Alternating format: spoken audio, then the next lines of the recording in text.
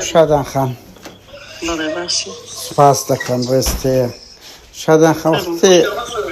وەڵی دوو پرسیارمان هەبوو شادان خان ڕاستە بەڕێزت لە یەکی 11 نرخی خەستەخانەکەت لە 600,000 کردە ملیۆنە 400,000 ئەلەو ئێلۆ قەپات دەکەی دادی من لۆ دادی من قەپات دەکەی شادان خان چۆنی؟ مرحبا باش شادان خان سەرچاو باشی ئەرێ دەمێتر پرسیارێکمان لێت کرد وتمان لە یەکی 11 ئەوە تا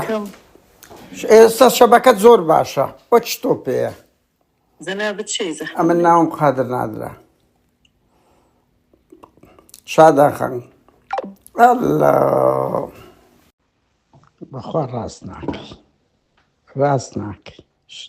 شەبەکەت فول بوو دەنگت هەرە ساف بوو ئەترسەی بۆیە بفەرموو وەرەتە ڕست لێ بدە خۆ توانی بەدی ڕێکت بکەی ماشەڵڵا وەزعت باشە ئەمن بەب دەکەم بەدی ڕێکت ئەگەر ڕاست دەکەی بەڵام ڕاست ناکەی هەڵدەی